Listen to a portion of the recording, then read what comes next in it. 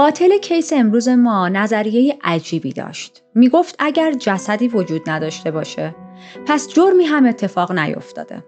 و با همین نظریه بارها و بارها قتل انجام داد و از دست قانون در امان موند تا اینکه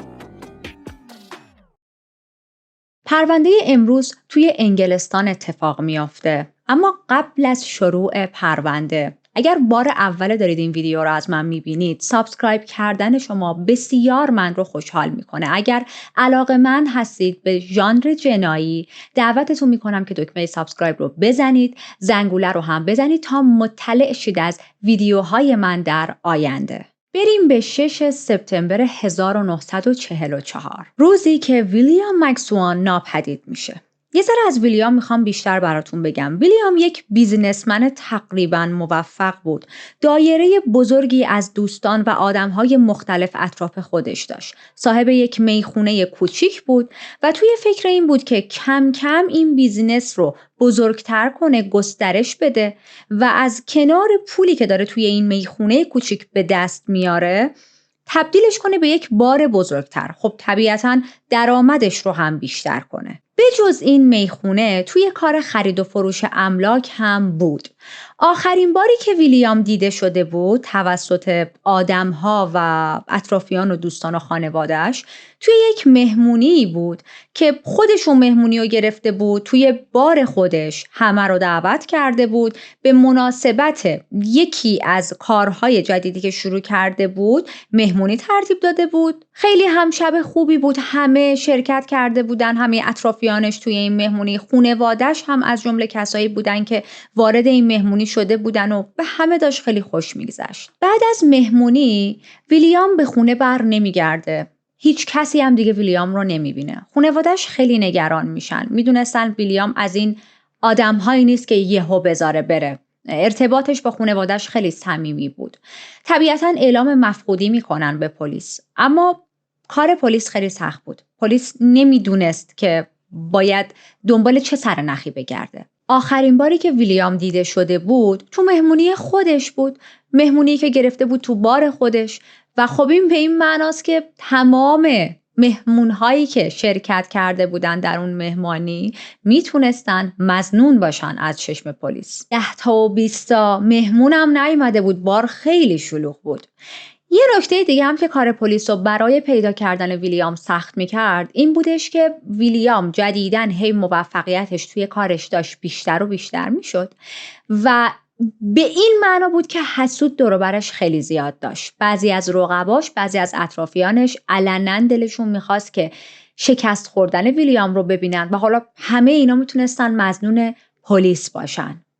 ویلیام پیدا نمیشه که نمیشه. خانواده‌اش همچنان توی نگرانی به سر می بردن تا اینکه بعد از چند وقت یکی از دوستای ویلیام به نام جان به خانواده‌شون یه حرفی میزنه.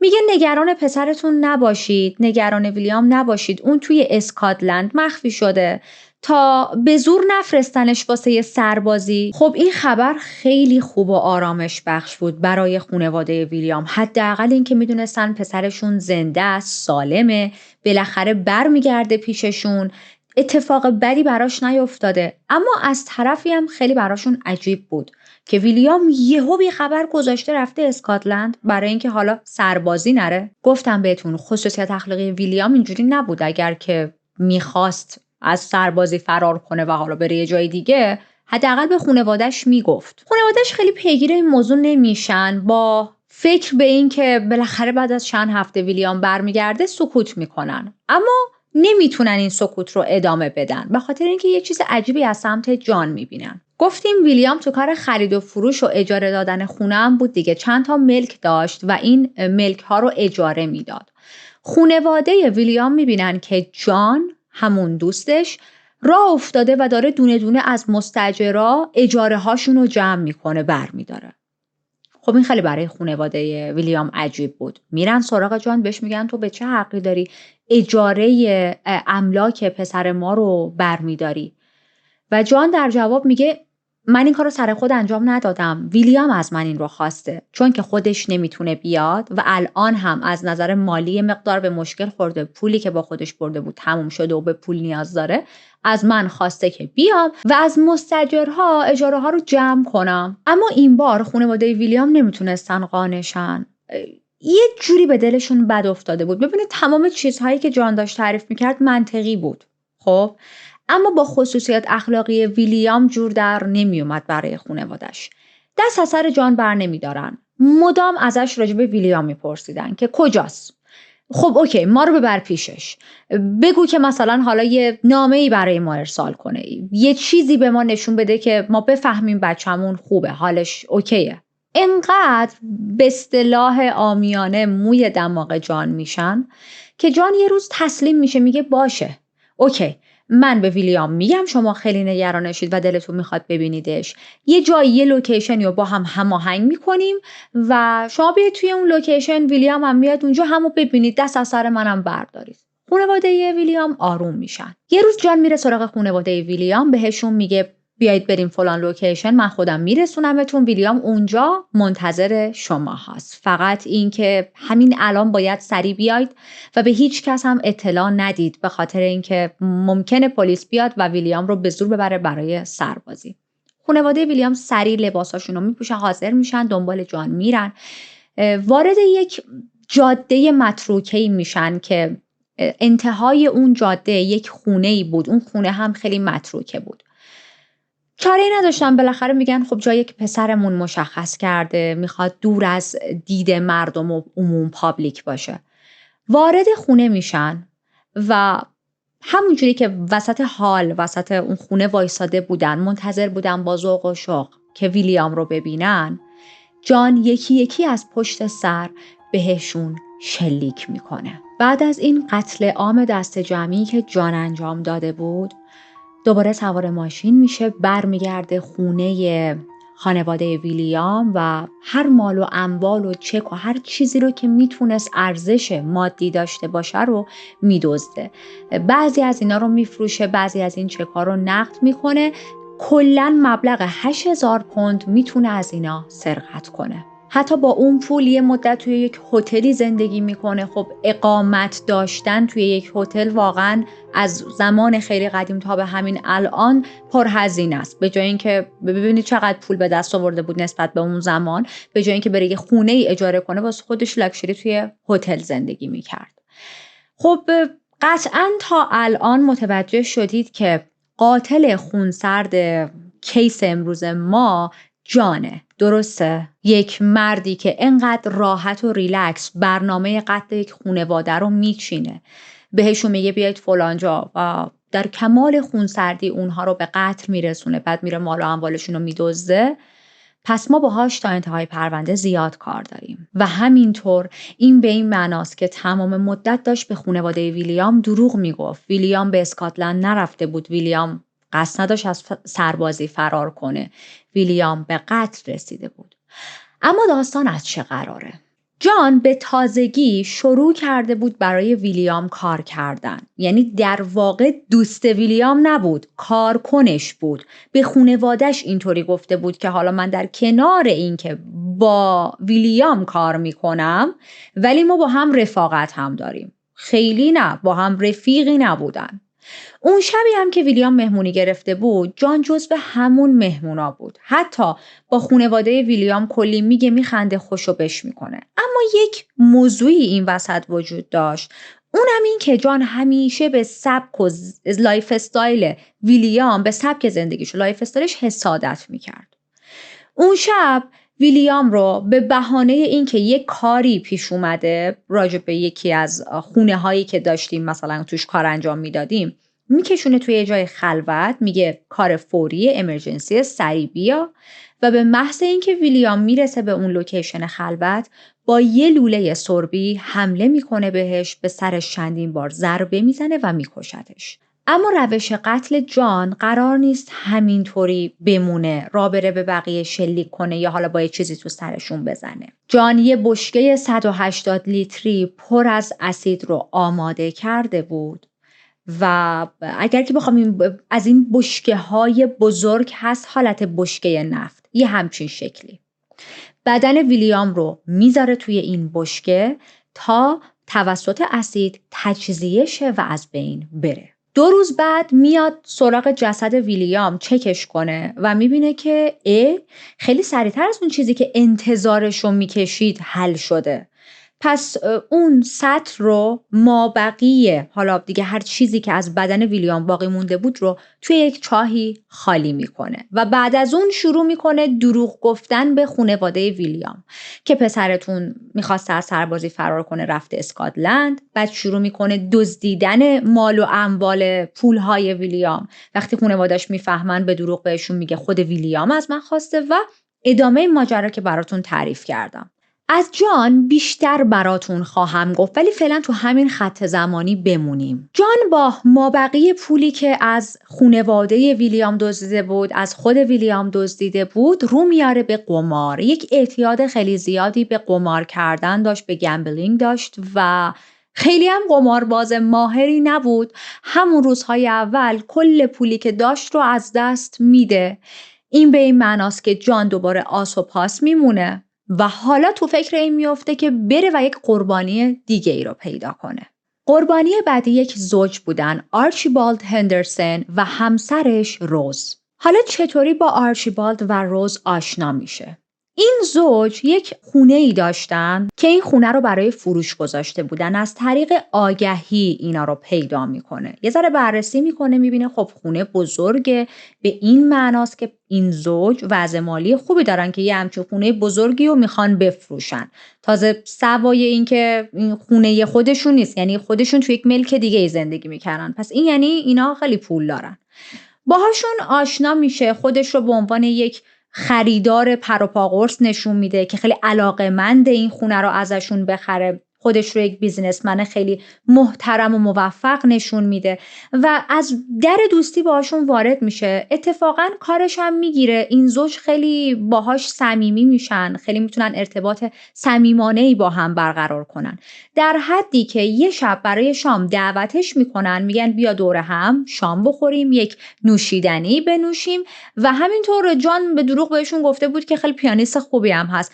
اینا هم خونهشون پیانو داشتن، بیا برامون خونه پیانو بزن. جان اون شب میره خونهشون، میگن میخندن، به بحث پیانو زدنه که میرسه یه بهانه‌ای میاره میپیچونه و تمام مدت دنبال این بودش که سوراخ سنبای خونه رو بتونه بگرده، بره جاهای بیشتری رو کشف کنه. توی همین گشتنا یکی از اتاقا رو که رفته بود فضولی کنه، میفهمه که آرچیبالد یک هفت‌تیری داره. هفت‌تیرش رو میدزده به قصد این که از این هفت‌تیر برای جنایت‌های بعدیش استفاده کنه. از قبلم تدارکات جابجایی و فراهم کردن اون گالون اسید و اینا رو همه رو انجام داده بود. بعد از شام بحث و یه جوری سر میز میندازه راجع به یکی از اختراعات خیلی خفن خودش. میگه من یک چیزی اختراع کردم، اینجوریه اونجوریه و به آرچیبالد میگه اولین نفری هستی که دارم بهش این اختراعمو میگم و خیلی ذوق و شوق دارم،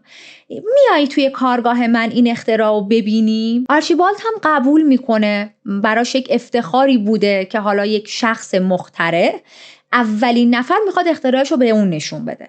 با هم میرن وارد کارگاه جان میشن و خب میتونید حدس بزنید چه اتفاقی میافته دیگه. به محض رسیدنش جان با همون هفت‌تیر خود آرچیبالد به سرش شلیک میکنه. بلافاصله میره سراغ روز، بهش میگه آره ما رفته بودیم که توی کارگاه من یه چیزی به آرچیبالد نشون بدم، یه چیزی اختراع کردم اونو بهش نشون بدم، اما یهو حالش بد شد و از حال رفت. من با آمبولانس تماس نگرفتم، من با نیروی پلیس تماس نگرفتم و احساس کردم که بالاخره تو همسرت رو بهتر میشناسی، شاید بهتر باشه تو بیای پیشش، بیا با هم بریم ببینیم چشه و اگه نیاز بود اون موقع میگیم که حالا پلیس یا آمبولانس هم بیاد. روز سراسیمه حاضر میشه، همراه با جان به کارگاهش میره و به محض این که وارد کارگاهش میشه جان طبق الگویی که تا الان ازش یاد گرفتیم به سر روز شلیک میکنه و اون رو هم میکشه. هر دو جسدها رو توی بشکه‌های نفت پر از اسید میندازه، برمیگرده خونه‌شون، یه سری مدارک جعل میکنه، امضاشون رو جعل میکنه و با این جعل مدارک میتونه بخشی از دارایی این زوج رو برای خودش برداره که حدوداً 8,000 خورده پوند میشد اینا هم داراییشون. فقط ماشینشون رو نمیفروشه، زیر پای خودش نگه میداره و سگشون رو هم برای خودش نگه میداره. جان به سرعت میره سراغ قربانی بعدیش، یک خانوم 69 ساله به نام اولیو دوران دیکن. اولیو همسرش یک وکیل خیلی ثروتمند بود که به تازگی از دنیا رفته بود و اموالش الان رسیده بود به اولیو. جان چطوری با اولیو ارتباط برقرار میکنه؟ میره خودش رو یک مهندس جوان خیلی جنتلمن جا میزنه و میگه من یه سری افکار جدید تو سرم دارم برای انجام بیزنس و خب تو هم یک سرمایه‌ای داری، من خودم هم سرمایه دارم، دنبال شریک میگردم. اینجوری در دوستی رو با اولیو باز میکنه و چه ایده‌ای هم که تو سرش بود به اولیو میده اینه که بیا یک سالن زیبایی آرایشی بزنیم که فقط مخصوص ناخن باشه این سالن. خب این ایده برای اولیو خیلی جالب بود. بعد از حالا از دست دادن همسرش و اینکه مثلا توی سن نزدیک 70 سالگی هیجان زندگیش کم شده بود، حالا میخواست یک کار جدیدی رو آغاز کنه، این خیلی براش هیجان انگیز بود. خب از ایده جان خیلی استقبال میکنه و با جان بیشتر و بیشتر صمیمی میشه به عنوان شریک، پارتنر. 18 فوریه 1949 جان اولیو رو به کارگاهش دعوت میکنه به یه بهانه‌ای، مثلا میگه که بیا راجع به کارمون میخوایم با هم صحبت کنیم. به اولیو هم از پشت سر شلیک میکنه وقتی که اولیو میرسه داخل کارگاهش و طلا و جواهراتی که به خودش آویزون کرده بود اونا رو همه رو برمیداره، میدزده، به جز یک چیزی. اولیو یک کتی تنش بود، کت بره ایرانی، اگر بخوام ترجمه کنم پرژین لمپ کت. اون زمان این کت بره ایرانی خیلی مد بود توی انگلستان. من نمونهشو براتون میذارم. جسد اولیو رو میندازه توی اسید تا ذوب شه، حل شه، اما این کت رو برای خودش نگه میداره. کت لاکچری بود، کت گرونی بود، به امید اینکه حالا سر فرصت من این کت رو هم بفروشم و بابتش یک پولی به دست بیارم. ما حالا با این کت کار داریم. ببینید تا اینجا این همه قتل جان انجام داده. خب اولین قتل رو که ویلیامو که کشت گفتیم، بعدش خونواده‌شو. این یعنی عملاً یک خونواده رو کامل از بین برده، کسی نیست دیگه پیگیری کنه. حالا فامیل آدم هم که سالی یه بار یاد آدم بیفتن. بعدش رفت سراغ یک کاپل، اون کاپل رو کشت. اونها هم یک زوجی بودن که خیلی دور و برشون دوست و اطرافیانی نداشتن که متوجه غیبتشون بشه. و بعد میرسه به اولیو. اما اولیو قرار نیست هیچکی از مرگ اولیو هم با خبر نشه، اینجوری بگم بهتره. 2 روز بعد یکی از دوستای اولیو گزارش مفقودیش رو به پلیس میده. یعنی اگر یک کدوم از این قربانی ها کسی رو داشتن که پیگیری میکرد براشون، شاید پلیس میتونست جان رو دستگیر کنه و منجر به قتل های بعدی نشه. این دوست اولیو از این دوست صمیمیایی بود که هر روز همو میدیدن، یا اولیو خونه این بود یا این خونه اولیو بود، همه چیز رو برای هم تعریف میکردن. امکان نداشت از هم بی خبر باشن. اگر که هر کدومشون میخواستن مدتی سفر برن یا حالشون خوب نبود، حوصله نداشتن، به هم میگفتن ببین من دارم میرم سفر، فلان روز برمیگردم. خب دوست اولیو میبینه که 2 روزه از اولیو هیچ خبری نیست و این خیلی نگران کننده است. میره پیش پلیس، گزارش مفقودی اولیو رو میده. پلیس ها هم نمیتونستن مفقود شدن اولیو رو خیلی نادید بگیرن، به خاطر اینکه اولیو جزو قشر مطرح جامعه بود، دوستان با نفوذ داشت، تک و توک، و پلیس دوست نداشت واسه خودش حالا درد سر درست کنه. این میشه که میافتن دنبال کیس اولیو. اما این وسط تک و توک گزارش مفقودی ها هم داشت به پلیس میرسید. گزارش مفقودی خانواده ویلیام، گزارش مفقودی اون زوج و حالا هم اولیو. پلیس یه نگاهی میکنه. خب این قتل ها هیچ کدوم، این مفقودی ها هیچ کدوم به هم ارتباطی نداشتن دیگه. یکیشون یه خانواده بودن، یکیشون یه کاپل بودن، یکیشون هم یک خانم میان سالی. اما سریع پلیس متوجه یک الگویی میشه، میفهمه که تمام این آدم ها به یک نفر کانکتن، با یک نفر آخرین بار دیده شدن، یک نفر جدید توی زندگیشون اومده بود، اون هم جانه. راجع به جان یه ذره بیشتر تحقیق میکنن و متوجه میشن بله این آقا سابقه کلاهبرداری و دزدی هم زیاد داشته. خب پس بیشتر بهش مشکوک میشن. حالا کجا بریم دنبالش بگردیم؟ آدرس خونه‌ای، لوکیشن خونه‌ای از جان پیدا نمی‌کنن به جز یک کارگاه. فقط آدرس کارگاهشو داشتن. پلیس میره توی کارگاه جان. الان فوریه 1949.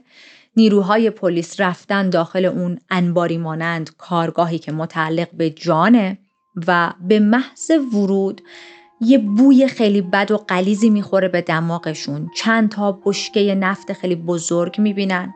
یه عالمه ظرفهای اسید اون اطراف پیدا میکنن و اطراف این بشکه ها، چپ و راست گوشه های اون کارگاه، حدود 28 پوند چربی ذوب شده بدن انسان کشف میکنن.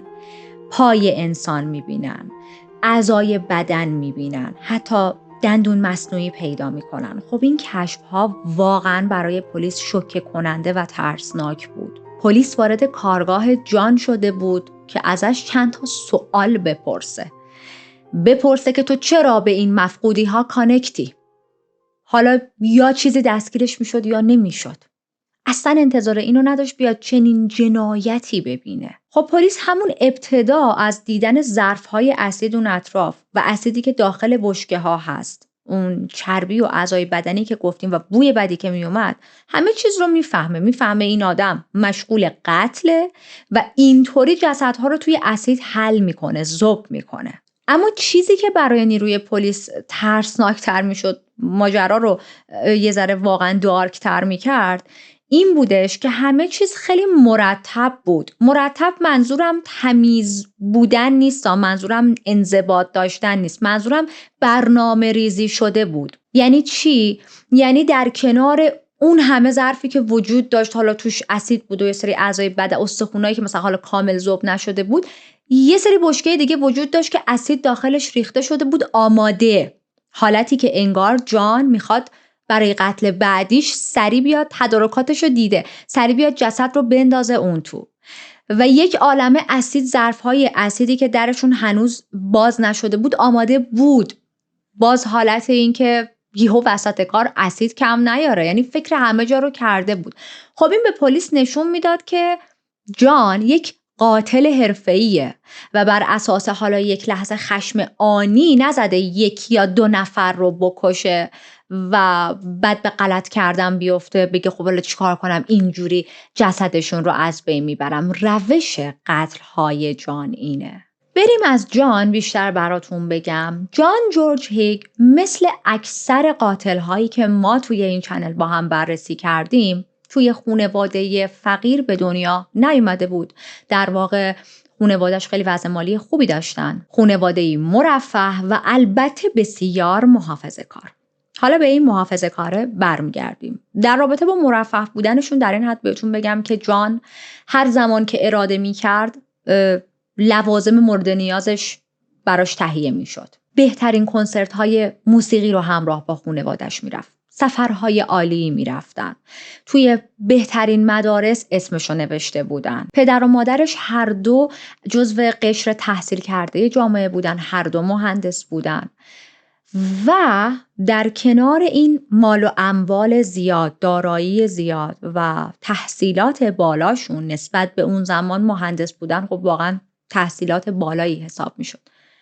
یه چیز دیگه داشتن، همون اون محافظه کاره که گفتم.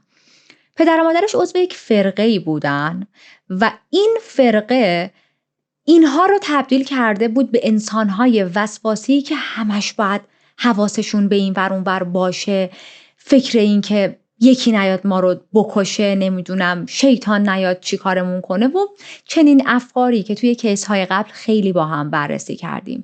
جان هم تک فرزند بود. این به این معنا بود که تمام زور و فشار و محدود کردن خانواده جان فقط و فقط روی جان بود. هیچ فرزند دوم یا سومی نداشت که حالا این پدر و مادر سرشون گرم اون یکی فرزند شه. به خاطر این سختگیری های مذهبی پدر و مادرش توی تربیتش علنا تاثیر داشت دیگه.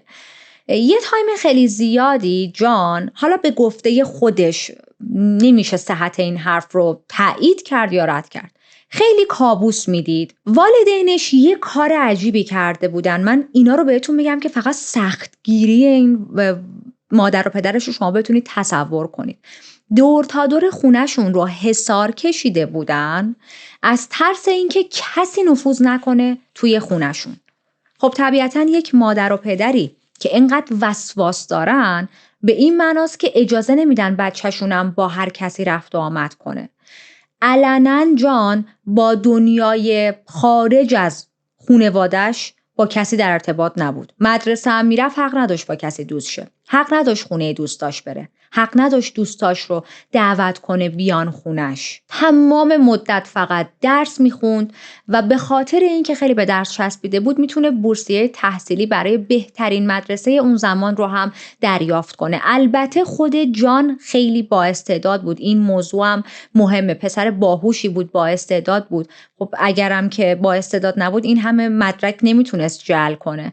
این استعدادش رو بعدها به روش خیلی منفی استفاده میکنه. بعد از دوران مدرسه به کمک خانواده‌اش و البته اصرار خانواده‌اش میره توی یک شرکت مهندسی مشغول به کار میشه. اما بعد از 1 سال و نیم میاد بیرون، شغلش رو عوض میکنه، میره توی یک شرکت مربوط به بیمه و تبلیغات بود. این دوران جوانی جذابی که برای خودش آغاز کرده بود زود به پایان میرسه. جذاب از چه نظر میگم؟ خب بالاخره تونسته بود یه تایمی از خانواده‌اش دور باشه، وارد فضای کار شه، آدم‌های جدید رو ببینه، بتونه یه ذره ارتباط برقرار کنه. اما خب خیلی سریع گند میزنه توی این موقعیت و فرصت، چون در حالی که 21 سالش بود اون شرکت بیمه و تبلیغات از جان شکایت میکنه به خاطر دزدی. البته شکایتش رو پس میگیره. این شکایت منجر به این نمیشه که جان بیفته زندان، اما رسما اخراجش میکنن. جان اما خیلی علاقه پیدا کرده بود به جعل سند و مدارک. سال 1934 با یک زنی توی زندگیش آشنا میشه به نام بتی. یک آشنایی خیلی آتشین که منجر به ازدواج سریع میشه، اما به خاطر این که جان مشغول جعل مدارک بود خیلی زود دستگیر میشه، میفته زندان. درست چند ماه از ازدواجش گذشته بود که میفته زندان. خب بتی خیلی ناراحت میشه، احساس میکنه شکست خیلی بزرگی خورده که با یک شخص کلاهبردار وارد رابطه شده. جان رو طلاق میده و خیلی هم تاکید میکنه که وقتی از زندان آزاد شدی حق نداری بیای سراغ من دیگه با تو هیچ کاری ندارم. جان قرار نبود تایم زیادی رو توی زندان بگذرونه. بعد از 2 سال آزاد میشه. شهرش رو عوض میکنه، به لندن نقل مکان میکنه و اونجا به عنوان راننده برای مدتی مشغول به کار میشه. البته بهتره بگیم یک راننده کلاهبردار، چون در کنار رانندگی تمام مدت همچنان مشغول جعل مدارک و اسناد دیگران بود. خیلی وقتها با آدما اینجوری وانمود میکرد که من یه وکیل خیلی خوشنامم، از یک شهر دیگه ای اومدم، اسمش رو به دروغ میگفت، نام خانوادگیش رو دروغ میگفت و روش کلاهبرداری چطوری بود الان بهتون میگم. با آدم‌ها آشنا میشد به بهانه وکالت، به بهانه اینکه خب من میخوام توی یک موضوعی وکالت تو رو به عهده بگیرم. یک قیمت مناسبی هم میداد که مشتری جذبش شه. خب شما وقتی با یک وکیل مشغول انجام کار هستید باید مدارک و مشخصات خودتون رو ارائه بدید بهش دیگه، برای حالا هر اون کیسی که میخواید پیش ببرید. مدارک اینا رو میگرفت، جعل میکرد و از طریق اسم اینا کلاهبرداری های مالی انجام میداد. اما بعد از یه مدت چند تا از این آدم ها میفهمن که با نامشون، با مدارکشون داره کلاهبرداری صورت میگیره و شکایت میکنن. همشون هم خب میرسیدن به جان. این شکایت‌ها منجر به این میشه که سال 1939 در نهایت مجدد جان دستگیر شه و این بار 4 سال بندازنش زندان. جان این بار توی زندان تمام مدت داشت با خودش به این فکر میکرد که اشتباه من کجا بوده و یه چیزی رو میفهمه بزرگترین اشتباهش این بوده که قربانیا رو زنده ول کرده. قربانیان کلاهبرداریش منظورمه. میفهمه آدم هایی که ازشون کلاهبرداری کرده رو نباید همینجوری راحت رها میکرد. پس این به سرش میزنه که من وقتی از زندان اومدم بیرون، این کلاهبرداری هایی که انجام میدم نباید شاهد باقی بذارم. باید یه جوری از شر این آدم ها خلاص شم. کل این 4 سالی که توی زندان بود داشت برای خودش برنامه ریزی میکرد که به محض بیرون اومدن چه جوری از شر آدم ها خلاص شه، به چه روشی بکشتشون. یک روشی که هم دستگیر نشه، هم پلیس بویی نبره، هم بتونه کلاهبرداریه رو انجام بده، سود مالی براش داشته باشه. رسما در حال تحقیق کردن بود. از بقیه زندانی ها مثلا میپرسید که تو به چه دلیل افتادی زندان؟ به دلیل قتل. خب چه جوری قتل تو انجام دادی؟ یعنی قشنگ انگار داره یک ریسرچی انجام میده. تو همین تحقیقاتش راجع به یک قاتل فرانسوی میشنوه که اصلا امضای قتلهاش این بودش که قربانیانش رو توی اسید حل میکرد. حالا اگر علاقه داشته باشید کیس اون رو هم براتون کاور میکنم، برام بنویسید. خیلی به نظرش این روش جالبی میاد.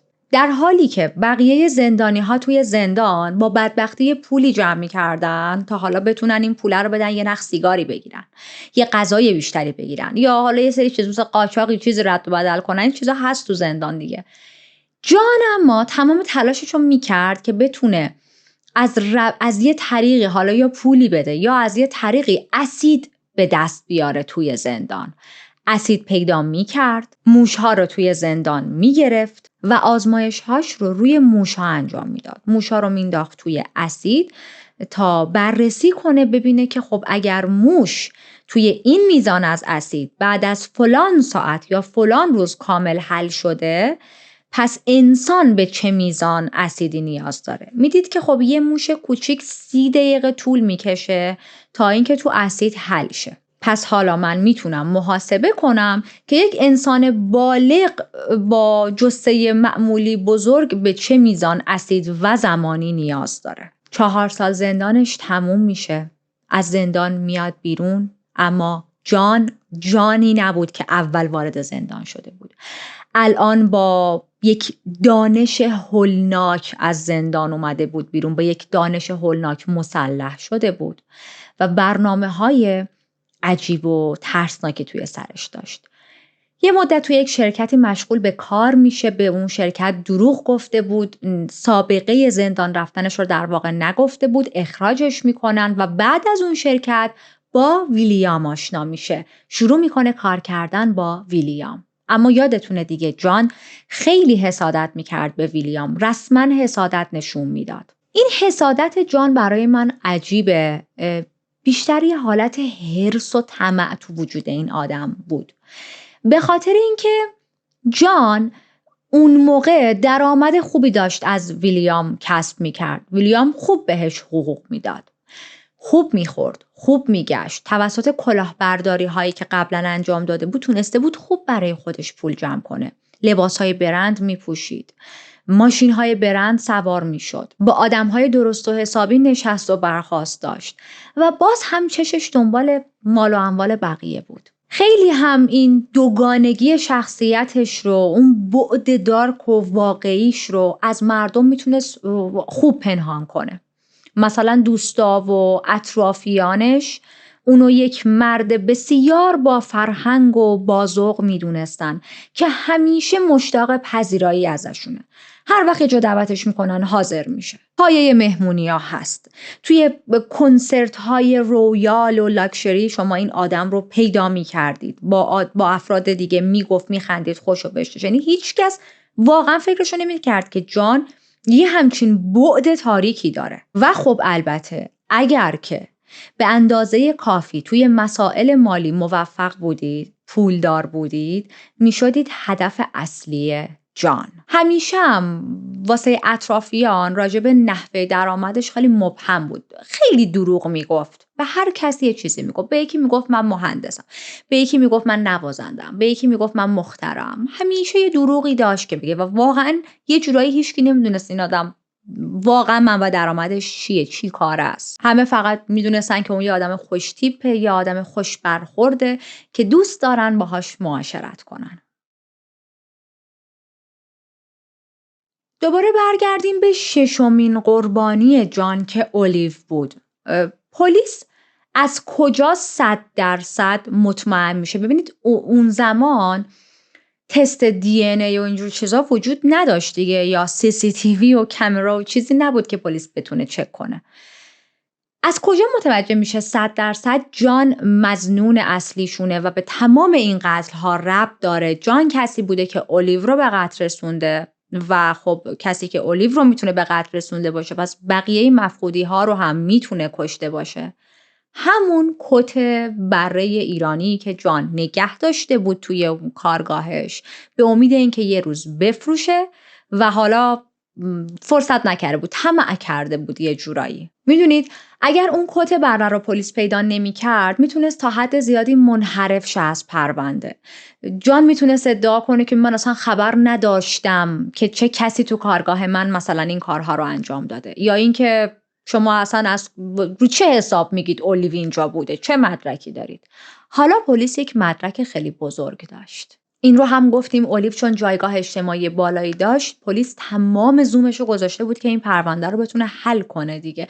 البته که پلیس باید فارغ از جایگاه اجتماعی آدم‌ها برای همه مفقودی‌ها همچین تلاشی رو بکنه، ولی خب اون زمان یک مقدار کلاً سیستم پلیس هم کیشمیشی‌تر بود. اون روز نیروهای پلیس صحنه‌هایی که دیده بودن توی کارگاه جان انقدر براشون وحشتناک بود که یکی از پلیسا 6 سال بعد از این کیس وقتی با یه خبرنگاری صحبت میکرد میگه که وحشتناکترین سکانس قتلی که من توی این همه سال خدمتم دیدم همون روزی بود که با بقیه پلیس ها وارد کارگاه جان شدیم.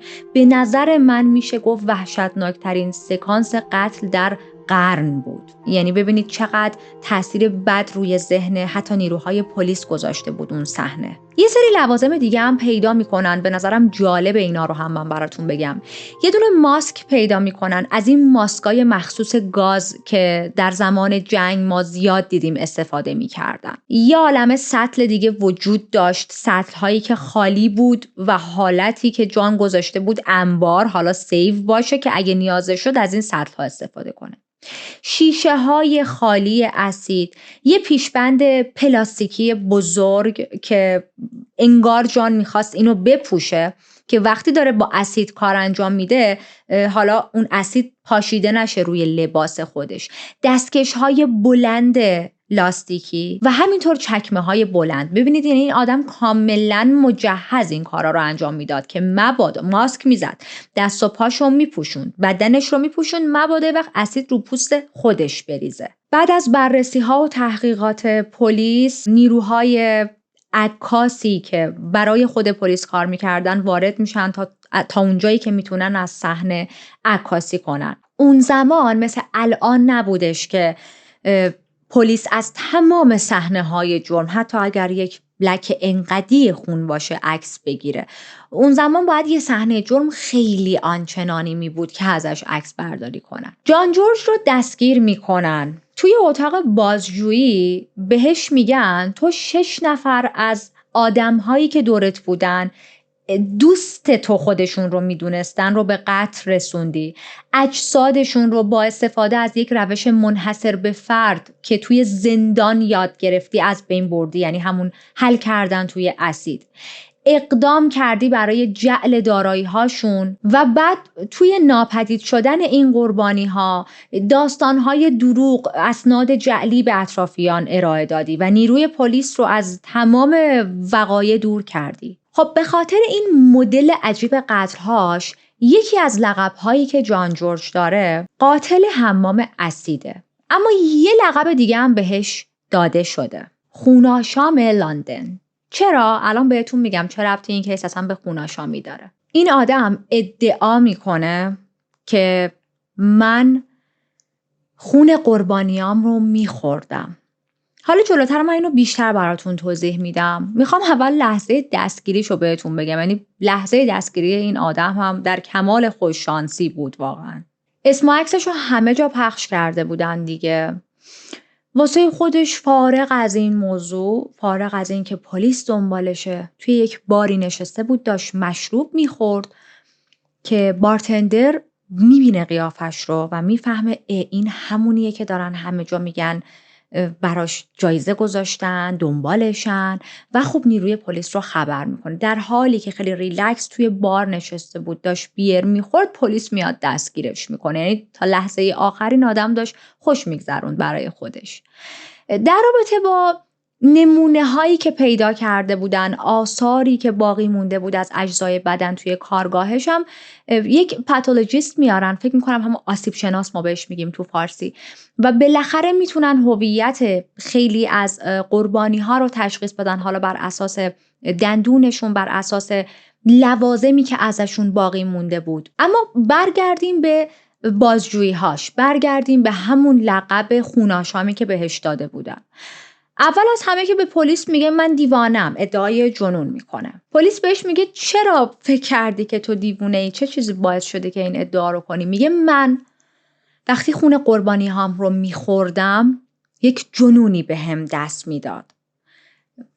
نمیدونم حالا تصورش از خوردن خون چیه، بس فکر میکرده که مثل الکله، مثل مشروبه.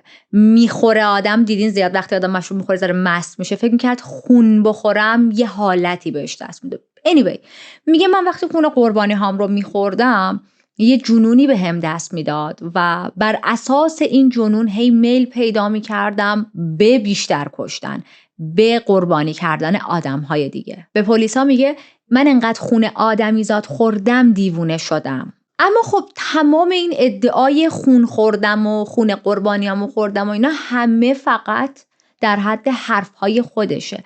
پلیس هیچ مدرکی نتونست پیدا کنه که واقعا بشه اثبات کرد این حرف رو که آیا خون قربانی‌هاش رو هم میخورده یا نه. پس ما هم نمیتونیم ردش کنیم، نمیتونیم تاییدش کنیم. یه جوری اون وسطا باید نگهش داریم این ادعا رو. در کمال تعجب به پلیسا میگه من اصلا انگیزه مالی نداشتم. من آدم‌ها رو می‌کشتم که خونشون رو بخورم. با یه چاقویی یه جاشون رو می‌بریدم، یه جایی که رگ داره، خونشون رو می‌ریختم توی لیوان و می‌نوشیدم. ولی من نمیتونم خیلی این رو باور کنم. من همیشه به مدارک تکیه میکنم. مدارک و اسناد به ما میگه که این آدم خیلی کلاهبرداری کرده و اصلا اصلی ترین دلیل قتلهاش به خاطر دزدیدن مال و اموال قربانی هاش بوده. ما خیلی قاتل ها رو با هم بررسی کردیم که وقتی یک کسی رو میکشن اصلا سراغ پولش نمیرن، اصلا دنبال مال و اموالش نمیرن، صرفا اون قتل براشون لذت بخش بوده یا حالا تجاوز جنسی یا حالا هر چیز دیگه ای. اما جان جزو این قاتل ها نبود. جان مستقیم میرفت دنبال مال و اموالشون. شاید از انجام خود قتلم یک لذتی میبرد، اون به کنار، اما این که ادعا کرده اصلا پول قربانی ها برای من مهم نبود خیلی حرف چرتیه، چون اصلی ترین چیز واسه پول بود که آدم ها رو میکشت. ادعای جنونش رو هم من نمیتونم قبول کنم، چون وقتی من داشتم بازجویی هاشو بررسی میکردم دیدم این آدم از همین الان من سرحالتر و آگاهتر و عاقلتر بود. چرا؟ توی بازجوییش یه چیز خیلی عجیبی از یکی از مامورهای پلیس میپرسه. مامورای پلیس 2 تا بودن، یکیشون خیلی سختگیرتر بود و یکیشون مثلا حالا نرمتر با جان صحبت میکرد. اون سختگیره که اتاق رو ترک میکنه، جان از اون یکی ماموره میپرسه ببینم احتمال آزاد شدن یک آدم از بیمارستان روانی در مقابل زندان چقدر بیشتره؟ به نظرت یک نفر اگر بیفته بیمارستان روانی سریعتر میاد بیرون یا اگه بره زندان؟ خب خیلی این سوال عجیبه. یک نفر یعنی کی؟ یعنی داره واسه خودش میپرسه دیگه. این آدم انقدر آگاهه که میدونه باید بیفته مثلا بیمارستان روانی که زودتر بیاد بیرون، چون تو زندان حکم ها سفت و سخت تره، ولی میخواد مطمئن شه. داره حالا از پلیس اینو میپرسه که بیشتر مطمئن شه. پس من ادعای جنونش رو هم نمیتونم قبول کنم. چند روز جان بازداشت بود، هی باهاش صحبت میکردن که بتونن از زیر زبونش حرف بکشن بیرون. در طی این چند روز پلیس هم تحقیقاتش رو انجام داد، هویت هر 6 قربانی رو ثابت کرد. اما چیزی که خیلی برای تمام پلیس ها عجیب بود رفتار خود جان بود. جان علنا به قتلهاش اعتراف میکرد. میگفت که خیلی قتلهایی که انجام دادم زیرکانه است. اگر همه قاتلا این روش قتلی که من انتخاب کردم رو انتخاب میکردن هرگز دستگیر نمیشدن. میدونید یه جوری رفتار میکرد انگار داره یک کشف تاریخی رو بازوق بیان میکنه. انگار که تو قاتلی، یک مرد قاتلی و داری راجع به قتل‌ها و جنایت‌ها حرف میزنی. خب این همون جوری که برای ما الان عجیبه، برای نیروی پلیس چند برابر عجیب بود، چون داشتن این صحبت‌ها رو مستقیم از دهن جان میشنیدن. دادگاه‌های جان شروع میشه و از همون ابتدا وکیلاش با این حرف که این آدم دیوانه است دادگاه رو شروع میکنن میبرن جلو. میگن این آدم واقعا به جنون رسیده و این قتل ها رو انجام داده، پس مجازات اعدام رو نباید بهش بدید. خودش هم میاد توی جایگاه و یک خاطره تعریف میکنه. ما الان توی مارچ 1944 هستیم.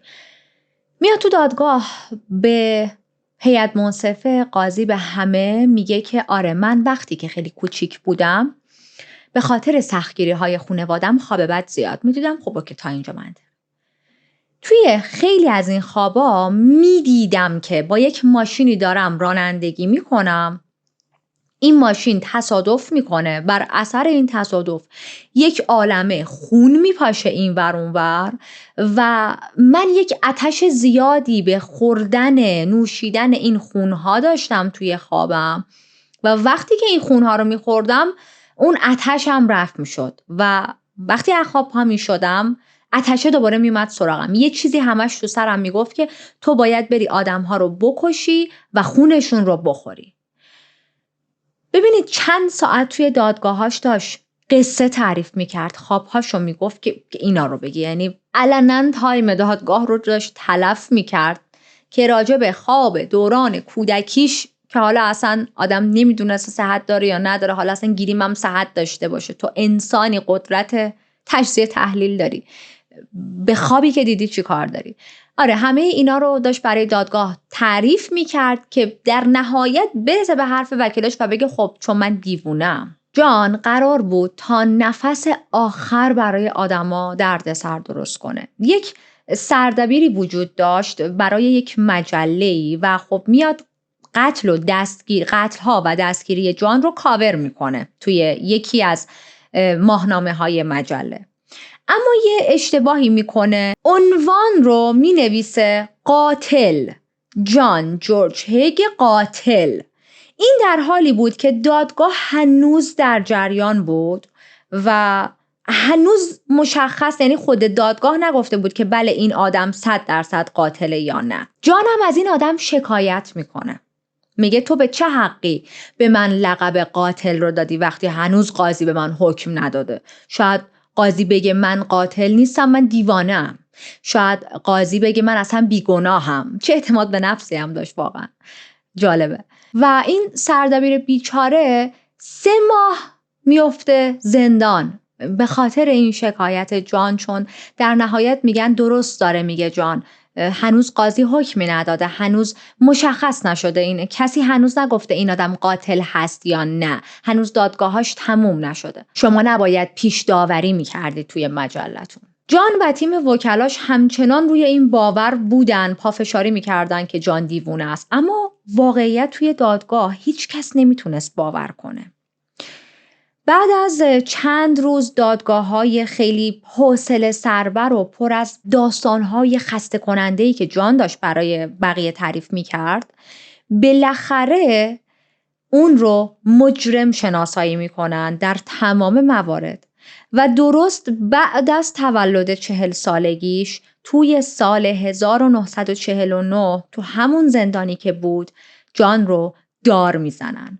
روز بعد اونا یک مجسمه مومی از جان درست میکنن. این مجسمه توی یکی از موزه ها داخل لندن هست. حتی لباس های جان هست، کت شلوار و یکی از کرواتاش هست. این آخرین حرکت عجیبی بود که ما از جان دیدیم، یعنی مجسمه‌ش رو ساختن یا نه مجسمه‌ش رو به این که حالا ازش بخوان یادبودی بکنن، نه مجسمه‌ش توی اون موزه به عنوان اینکه این یک آدم قاتل خیلی عجیب غریبی بود، قتل‌هاش خیلی عجیب غریب بود به این منظور. ولی خب برای من عجیب بود این آدم کلاً همیشه تو زندگیش مطرح بوده، برخلاف خیلی از قاتل‌هایی که ما دیدیم یا با هم بررسی کردیم. همیشه سر به زیر میرفتن، سر به زیر می اومدن، اصلا به خاطر اون جلب توجهی که از جامعه نمی گرفتن. مثلا یکی از دلایلش این بود که به قتل رو آورده بودن.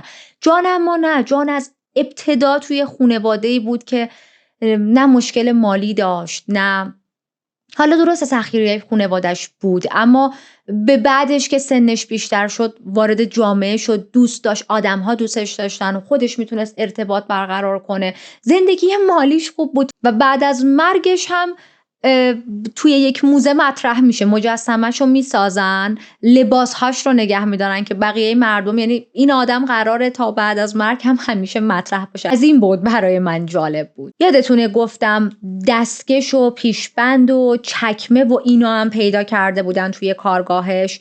این لوازمش هم رفته توی یکی از موزه های داخل اسکاتلند.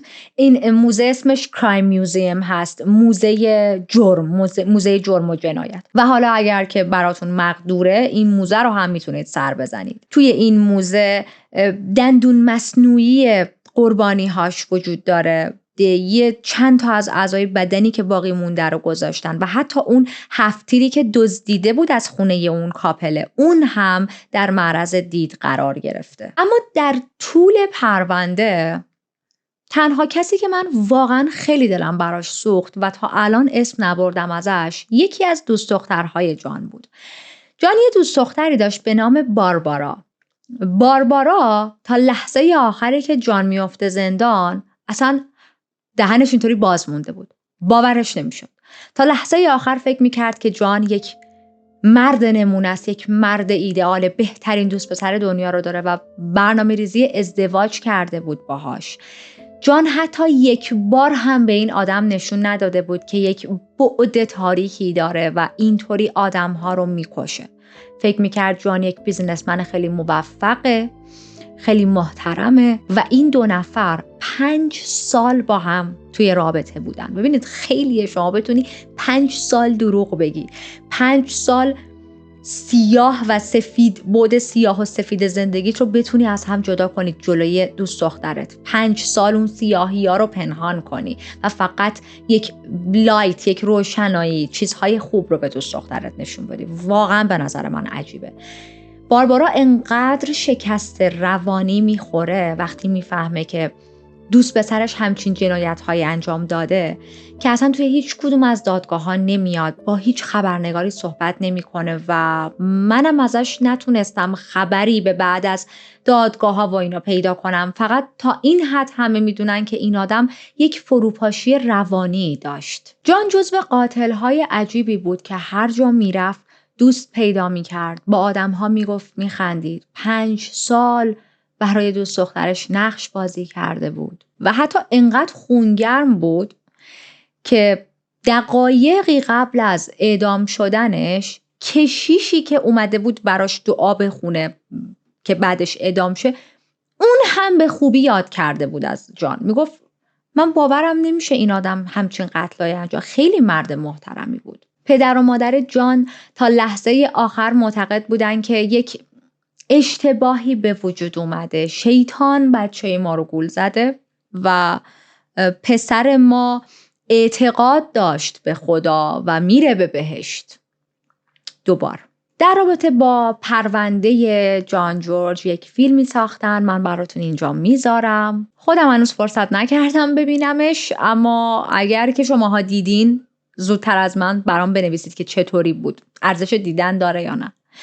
یک کتابی هم که میتونم بهتون معرفی کنم راجع به این کیس که ارزش خوندن داره، جالبه. پرونده امروزمون هم به پایان رسید و خیلی خوشحالم که با یک کیس دیگه منو همراهی کردید. اگر فراموش کردید لایک کنید، لایک شما خیلی من رو خوشحال میکنه. اگر هنوز سابسکرایب نکردید بکنید، چون هر چقدر جمع ما بزرگتر بشه انرژی من هم برای کاور کردن پرونده ها بیشتر میشه.